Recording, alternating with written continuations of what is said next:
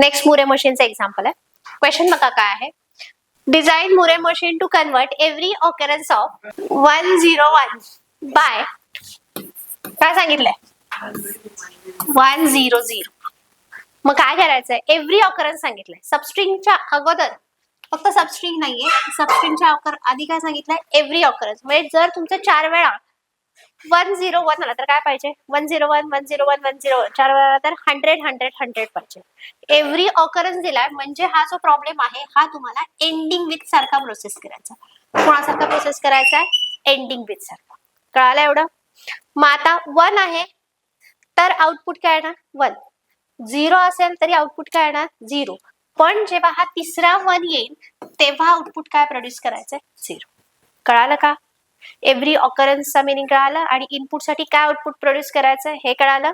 मग आता बेसिक कसं येणार 1 0 1.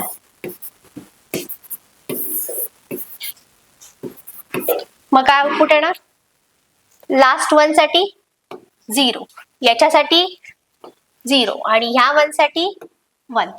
आणि मग सुरुवातीला जर ह्याच्या अगोदर 0 0 असतील तर आउटपुट मध्ये पण काय आला पाहिजे 0 0.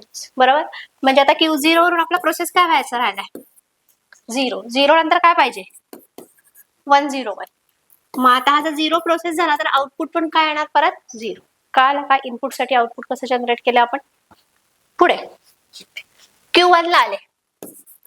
Q1 ला आल्यानंतर रीड काय केलं 1. प्रोसेस काय झालंय राहिलाय कोण 1 नंतर काय पाहिजे 01. एव्हरी ऑकरन्स म्हणजे एंडिंग विथ सारखाच पाहिजे 01. 01 कुठून मिळते वैभवी, कुठून मिळतं इथूनच मिळतं ना. बरोबर. 1 आणि 1 साठी आउटपुट 1 आलेलं आहे. बरोबर. इकडे पुढे Q2 ला जाईपर्यंत काय रीड केलं 10. Q2 पर्यंत जाईपर्यंत काय रीड केलं 10. 10 नंतर प्रोसेस 1 झालाय, राहिलाय कोण 0. 0 नंतर काय पाहिजे 0 नंतर काय पाहिजे 101 कम्प्लीट पाहिजे की नाही. मग हे 101 कम्प्लीट कुठून मिळतं Q0 वरून. आणि परत 101 आला तर 100 प्रोड्यूस होतं. त्यानंतर Q3 ला आलो आपण. Q3 वरून 101 रीड केला. जर 0 प्रोसेस झाला तर पुढे काय पाहिजे, काय पाहिजे आता सांगा 1 पाहिजे. बरोबर. लास्ट याला पण एंडिंग विथ असाच प्रॉब्लेम होता.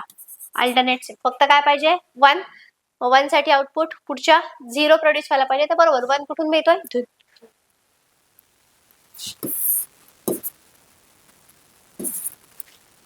बरोबर ना. 0 प्रोसेस केला आणि या 1 नंतर 01. मग 01 कुठून मिळत आहे बघा 010 010. तर आउटपुट काय आला पाहिजे 100. मग बघा 1 त्यानंतर 0 साठी 0, पुढच्या 1 साठी 0. बरोबर. परत 1 आउटपुट 1, परत 0 आउटपुट 0 आणि परत पुढचा 1 झालाय का. 010 साठी आउटपुट आलाय. बरोबर. 100 100.